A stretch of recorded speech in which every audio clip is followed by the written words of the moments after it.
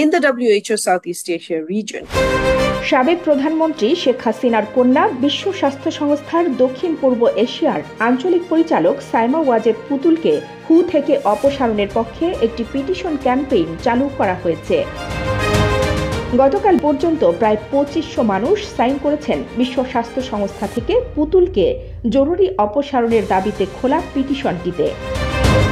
এর আগে গত 13 জানুয়ারি বিশ্বের বৃহত্তম পিটিশন প্ল্যাটফর্ম change.org-তে পিটিশন ক্যাম্পেইনটি চালু করে মুক্ত, গণতান্ত্রিক এবং সমৃদ্ধ বাংলাদেশের জন্য কাজ করা মানবাধিকার কর্মীদের প্ল্যাটফর্ম অ্যাক্ট নাও বাংলাদেশ।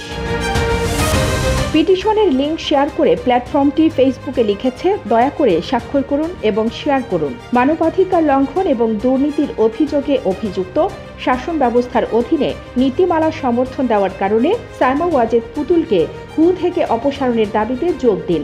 বিশ্ব স্বাস্থ্য নেতৃত্বে সততা এবং নিরপেক্ষতা বজায় রাখার জন্য আবেদনে স্বাক্ষর করুন।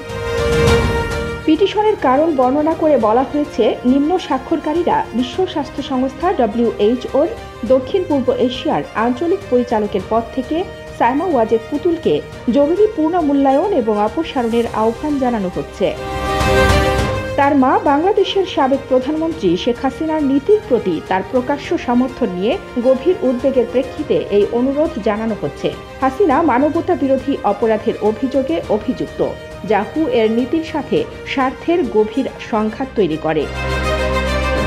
পিটিশনের পটভূমিতে উল্লেখ করা হয়, প্রধানমন্ত্রী শেখ হাসিনার নেতৃত্বে বাংলাদেশ সরকার গুরুতর মানবাধিকার লঙ্ঘনের সাথে জড়িত ছিল, বিশেষ করে 2024 সালের জুলাই মাসে ছাত্র নেতৃত্বাধীন বিদ্রোহের সময়। শান্তিপূর্ণ বিক্ষোভের ওপর সরকারের সহিংস দমনের ফলে অসংখ্য আহত ও মৃত্যু ঘটে। ক্ষতিগ্রস্ত ব্যক্তিরা পর্যাপ্ত স্বাস্থ্যসেবা থেকে বঞ্চিত হয়। পিটিশনে কয়েকটি উদ্বেগ তুলে ধরে বলা হয়, সাইমা ওয়াজেদ পুতুল মায়ের দমনমূলক কর্মকাণ্ডে সরাসরি সমর্থন দিয়েছেন। এই কর্মকাণ্ডের প্রতি তার সোচ্চার সমর্থন হু এর নিরপেক্ষতা এবং মানবতার নীতির সাথে সরাসরি সাংঘর্ষিক। কানিস ফাতেমা নিপা, খবর সংযোগ।